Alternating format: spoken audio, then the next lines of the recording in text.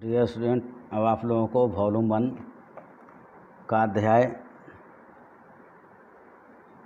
29 and 30 के word का PDF file Telegram पर सेंड किया जा रहा है। इसे अच्छी तरह प्रैक्टिस करें और डिबेट लिखने की कोशिश करें।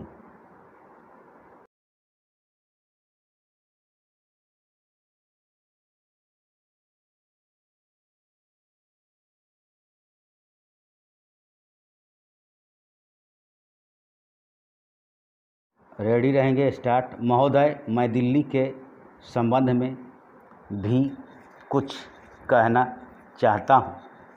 अब दिल्ली चूँकि केंद्र शासित क्षेत्र है और दिल्ली को केंद्र शासित क्षेत्र माना गया है, तो स्वभावतः दिल्ली वालों को यह आशा थी कि केंद्र से शासित होने से यहाँ पर उन्नति होगी और यहाँ के लोगों को कुछ सुविधा मिलेगी, संतोष प्राप्त होगा।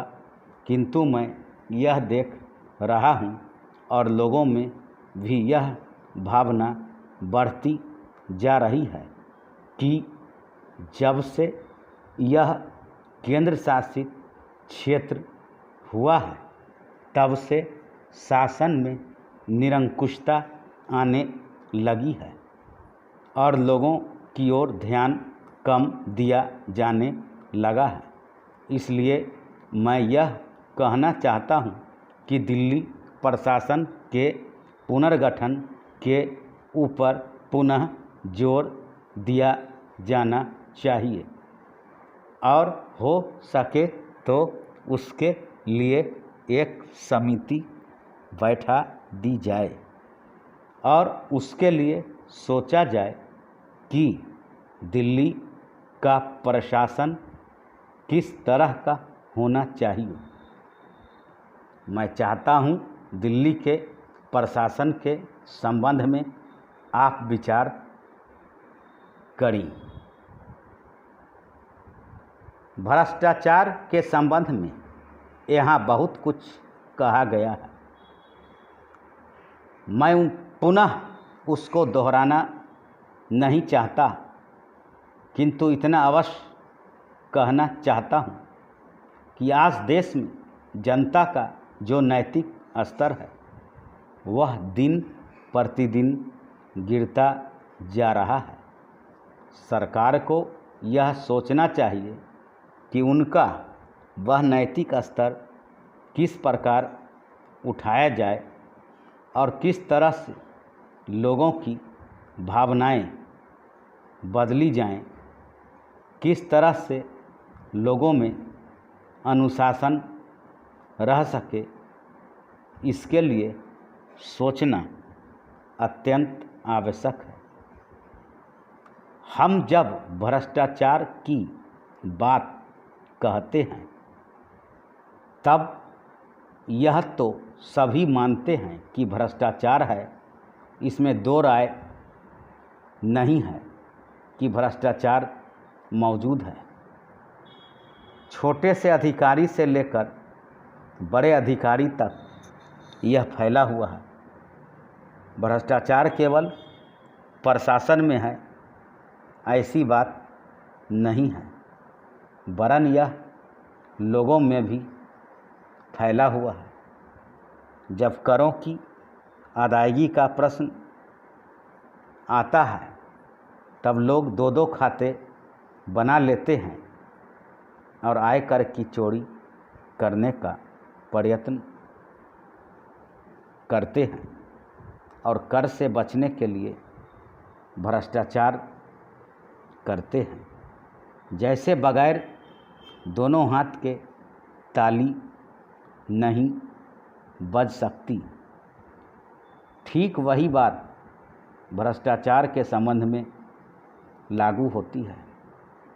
भ्रष्टाचार के निवारण के लिए जितना अधिकारियों का कर्तव्य है उतना ही कर्तव्य जनता का है। अधिकारियों को तो सतर्क रहना ही चाहिए, क्योंकि यह जो संसद है वह कानून बनाकर उनके हाथ में दे देती है। उसका कार्यान्वयन करने के लिए जनता और नौकरशाही को सहयोग से कार्य करना चाहिए। धन्यवाद।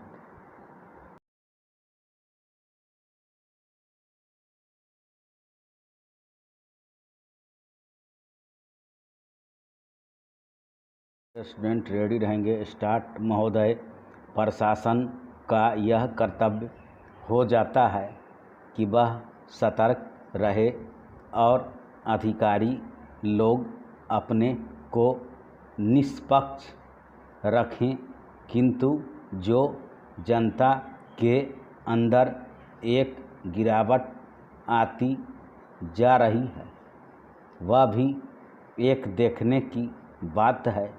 इसलिए मैं चाहता हूं कि सरकार कोई ऐसा प्रयत्न करे जिससे कि भ्रष्टाचार को रोकने के लिए जो लोगों का नैतिक स्तर ऊंचा होना आवश्यक है उसको ऊंचा किया जा सके। उसके लिए जो भी वह कर सके करे।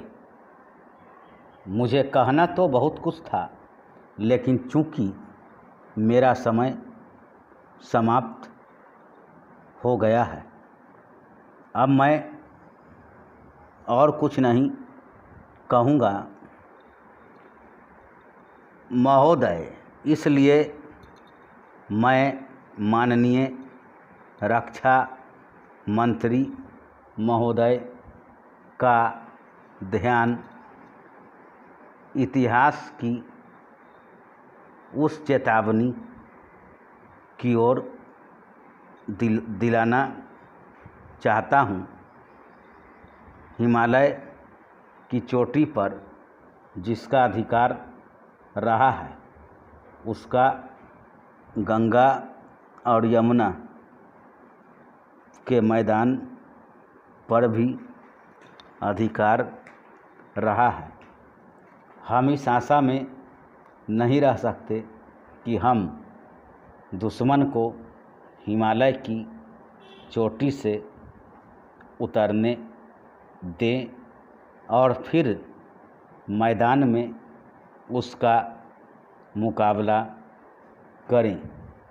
मुझे याद है कुछ वर्ष पहले प्रधानमंत्री जी ने बड़ी दृढ़ता के साथ यह कहा था कि हम हिमालय को दहेज के रूप में नहीं देना चाहते और यह नहीं कहना चाहते कि साहब आप टहलते हुए यहाँ आ जाइए। हम नहीं चाहते कि वहाँ पर कोई मुकाबला ही न हो। मैं समझता हूँ कि अगर किसी भी सैनिक अधिकारी के दिमाग में अभी तक यह भावना है कि हम हिमालय की ऊंची चोटियों को छोड़कर नीचे मैदान में आकर युद्ध लड़ेंगे, तो उनको भ्रम में नहीं रहना चाहिए।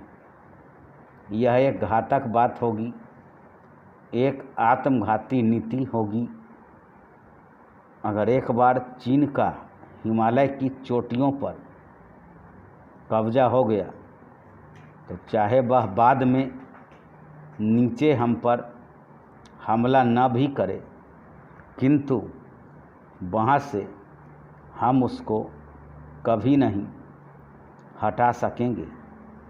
इसलिए इस संबंध में स्पष्ट निर्णय किया जाना चाहिए।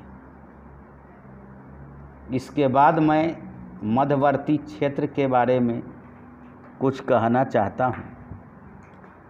पिछली बार जब चीन ने बड़े पैमाने पर आक्रमण किया था तो लद्दाख में और पूर्व में नेफा के इलाके में किया था। मध्यवर्ती क्षेत्र में मिडिल सेक्टर में लड़ाई नहीं हुई थी, लेकिन मेरा अपना अनुमान है और बहुत से लोगों को इस बात की आशंका है कि अगर अब कभी चीन ने दोबारा हम पर